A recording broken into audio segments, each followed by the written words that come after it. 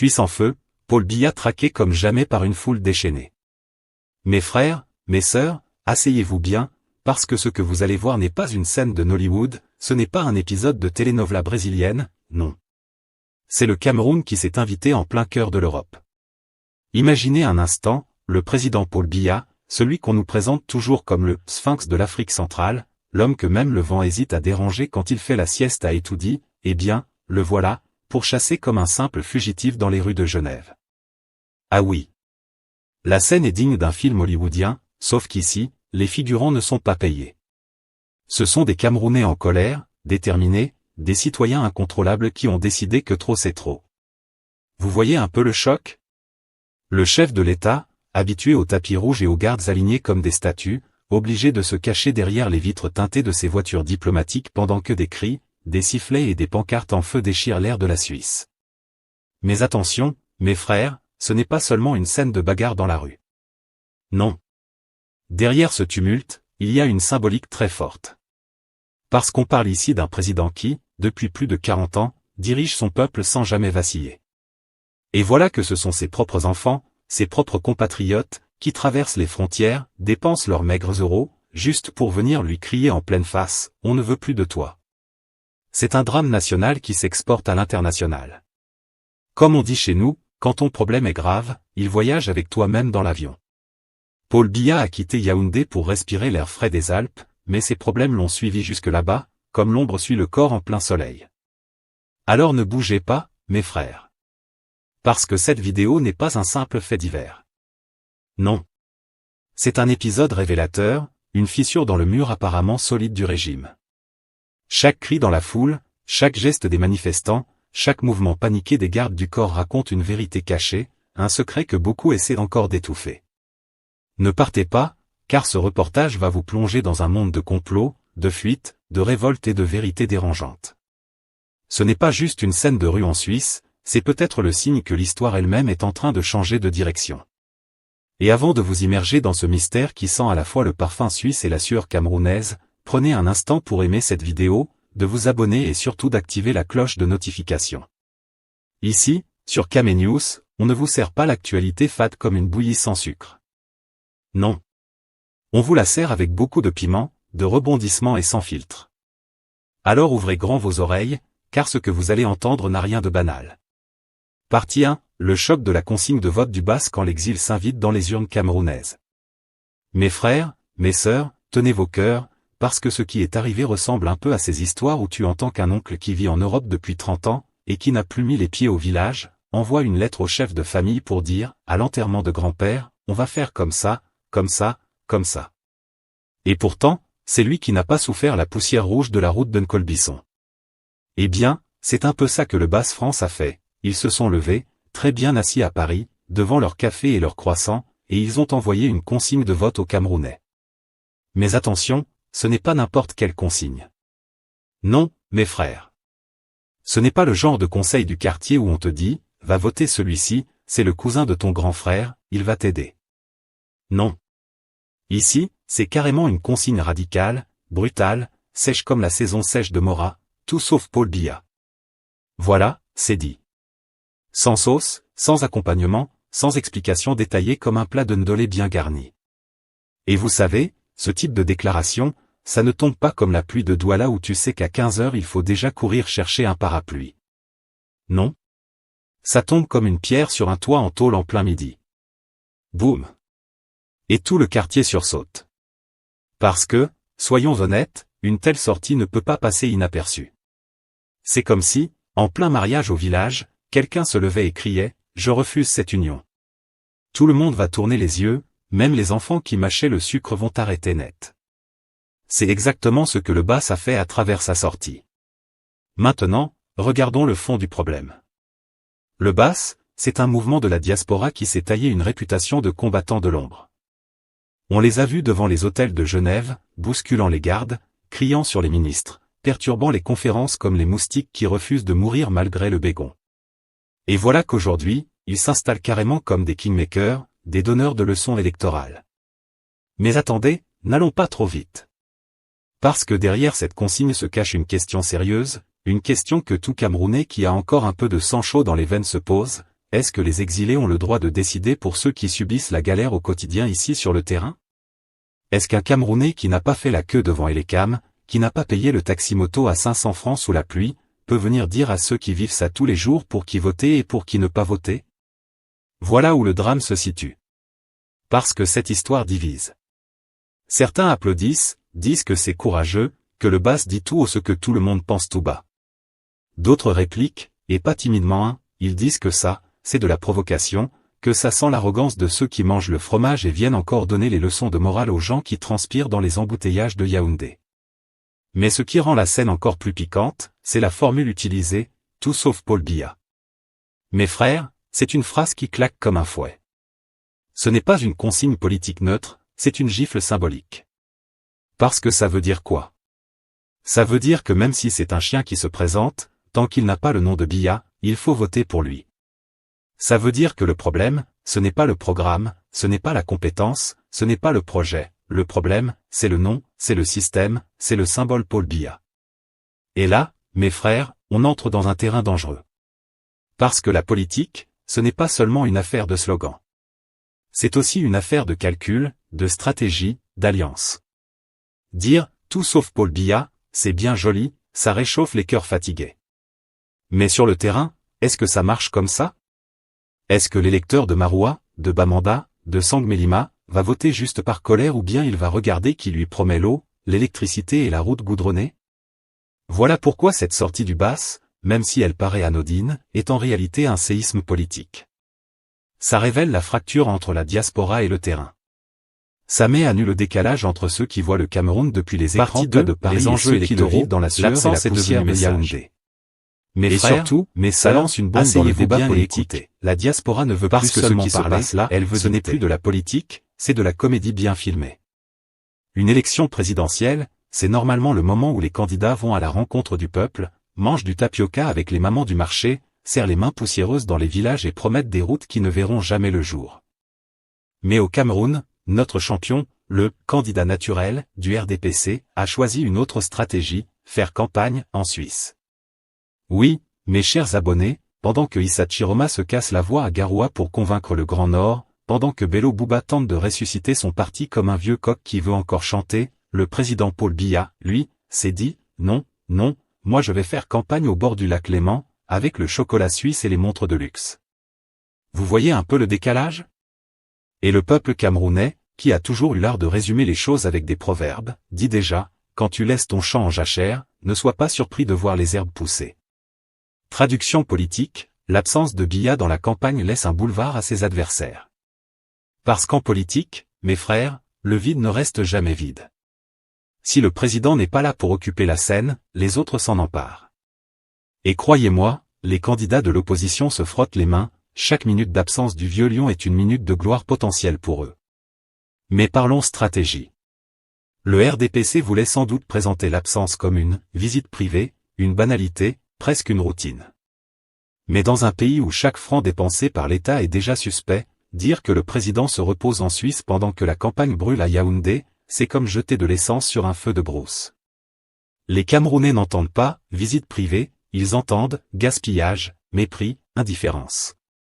Et ça, mes chers, ça colle plus vite que la sueur en saison sèche. Vous savez, en communication politique, il y a un principe simple, ce que vous ne dites pas, les autres le diront pour vous. Et c'est exactement ce qui se passe. Pendant que le RDPC bricole ses communiqués en langage administratif que personne ne lit, l'opposition, elle, utilise chaque vidéo de Biya hué en Suisse comme un spot électoral gratuit. Pas besoin de payer la CRTV, pas besoin d'affiches géantes, il suffit d'un partage WhatsApp pour convaincre le peuple que le vieux est dépassé. Et attention, l'absence ici n'est pas seulement physique, elle est symbolique. Le président n'est pas seulement absent du Cameroun, il est absent du débat, absent du contact avec les électeurs, absent des préoccupations quotidiennes. Pendant que les autres candidats, même impopulaires, prennent le risque de se faire huer sur le terrain, lui préfère se cacher derrière les vitres teintées de son hôtel suisse. Résultat, le peuple perçoit ça comme du mépris. Et en politique, mes frères, le mépris est pire que l'opposition. Parce qu'un opposant, tu peux le combattre, mais le mépris, lui, te tue en silence. Regardons aussi du côté de la psychologie collective. Les Camerounais, malgré tout, sont un peuple patient. Ils supportent les coupures d'électricité, l'eau qui ne coule pas, les routes qui ressemblent à des champs de bataille. Mais une chose qu'ils ne supportent pas, c'est qu'on leur donne l'impression qu'ils ne comptent pas. Et c'est exactement ce que renvoie cette absence de campagne. C'est comme dire au peuple, vous pouvez voter, mais moi j'ai mieux à faire. Vous imaginez la gifle? Et puis, il y a la diaspora. Ces compatriotes qui, souvent, envoient des mandats Western Union pour nourrir les familles restées au pays. Eux aussi voient cette absence comme une provocation. Alors ils transforment leur colère en actions concrètes, des manifestations, des vidéos, des slogans. Ils deviennent les relais de l'opposition, sans même avoir besoin de carte de parti. Et croyez-moi, l'opinion publique au pays est très sensible à ça, quand on voit que, même ceux qui vivent au paradis européen crient aussi leur colère, ça donne du poids au message. La vérité, mes frères, c'est que le RDPC est tombé dans un piège de communication.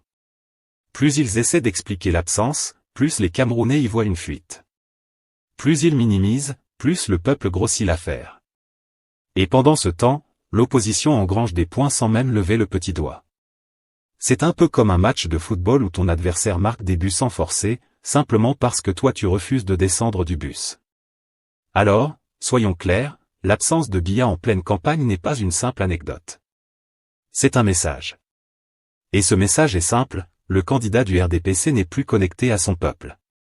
Dans un pays où la politique repose beaucoup sur le contact direct, le geste symbolique, le « grand meeting », sous le soleil, cette absence est une faute stratégique monumentale. Elle ouvre un boulevard aux Issa Chiroma, aux Bello Bouba, et même à tous ces petits candidats qu'on croyait inexistants. En conclusion de cette partie, je vous le dis sans détour, le RDPC voulait jouer au stratège en se reposant sur son image de parti machine. Mais dans la réalité, cette machine commence à grincer. Et chaque jour que Biya passe en Suisse, c'est un cadeau offert gratuitement à ses adversaires.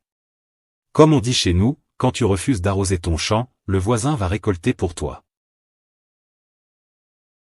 Partie 3, Diplomatie, loi et précédents, pourquoi Genève n'est pas Yaoundé.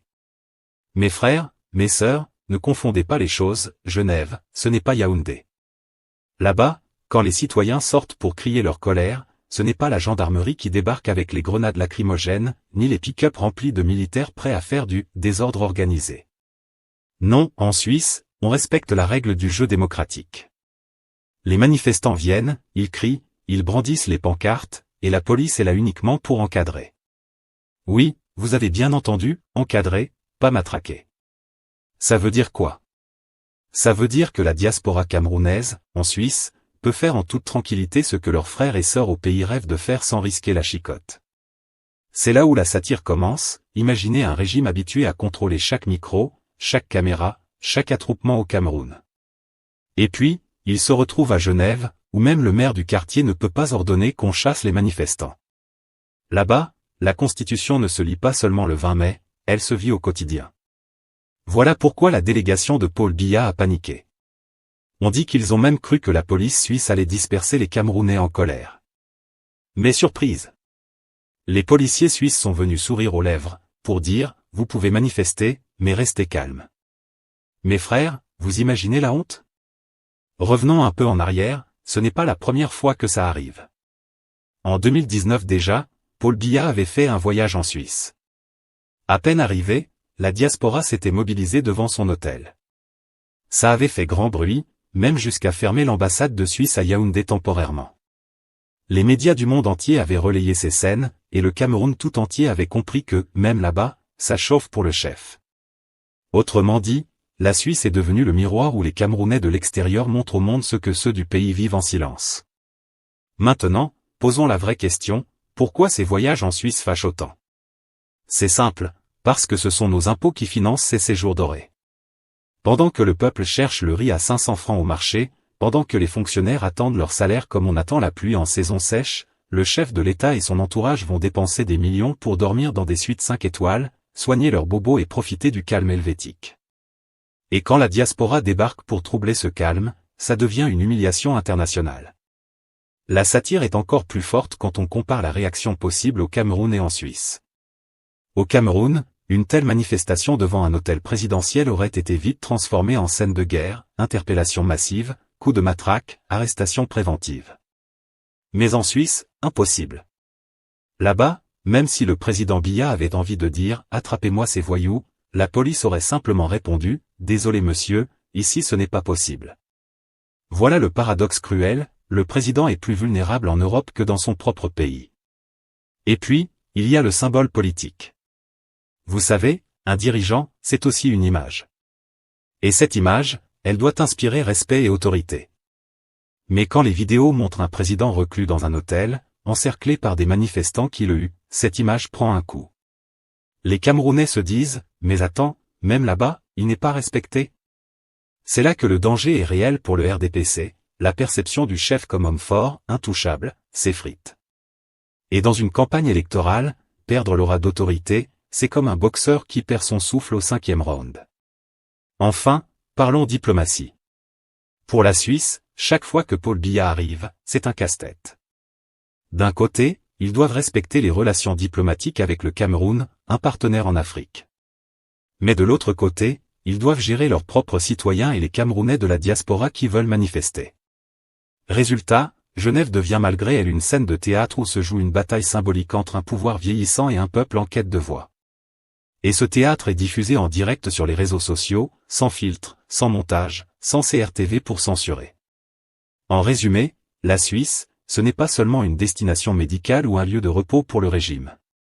C'est devenu un tribunal moral où la diaspora réseau est l'art de transformer une colère en signal et son système. Mes frères et sœurs, asseyez-vous ce n'est pas une mince affaire. Parce que c'est ici que la magie commence. Parce qu'une fois que le ridicule est exposé dans ce Cameroun de 2025, il n'y a plus de retour possible. Ce n'est plus les cams seuls qui fait la campagne. Le régime peut bien crier que ce sont non quelques individus manipulés. C'est aussi Facebook, mais le mal est déjà fait. Le monde entier a vu, Instagram et les Camerounais ont compris.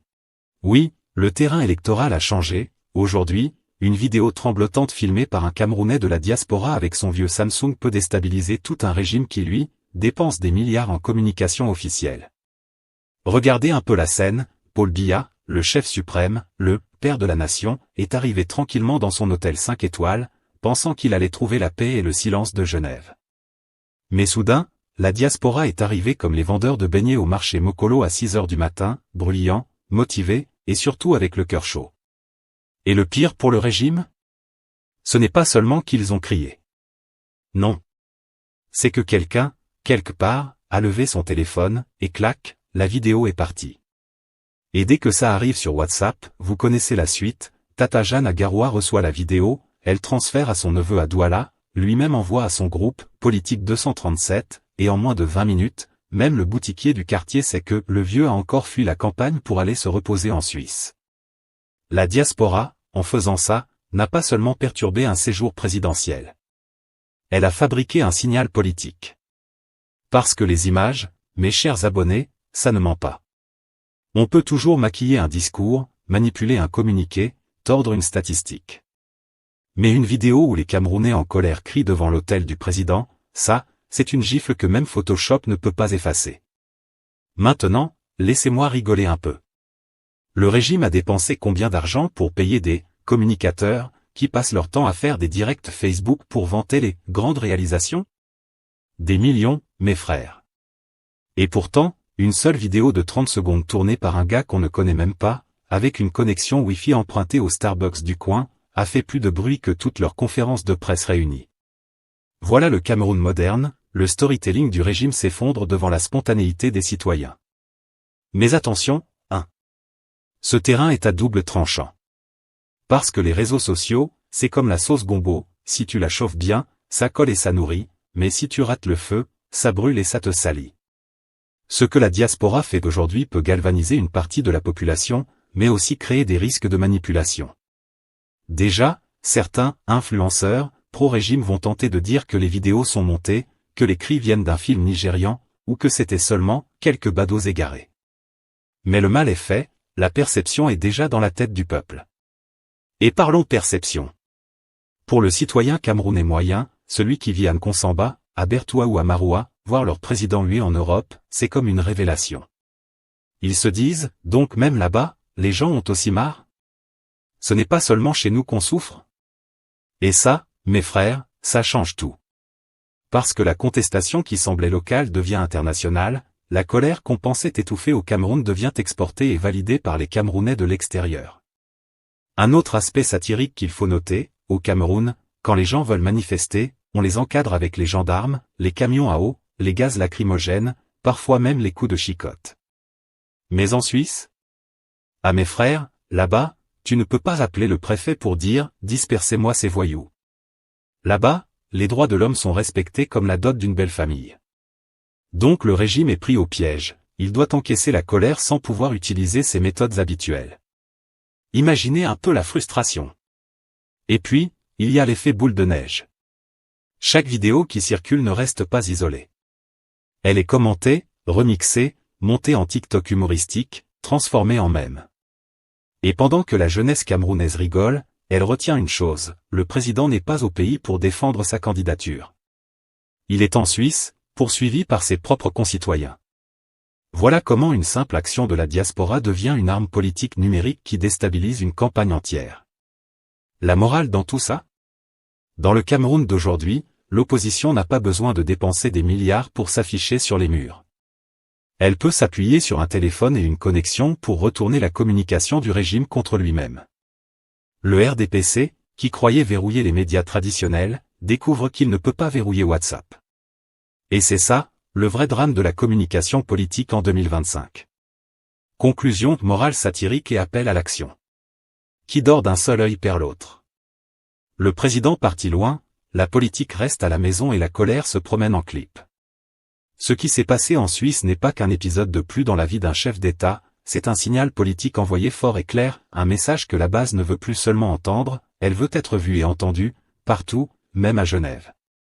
Et vous? Est-ce que la diaspora a bien agi en s'exprimant si directement? Selon vous, cette image de Biya, absent candidat, peut-elle bousculer le 12 octobre? Dites-le en commentaire, on lira tout et on débattra dans la prochaine émission. Si ce reportage vous a éclairé, ou amusé, likez, partagez et abonnez-vous à Kame News pour ne rien rater des suites.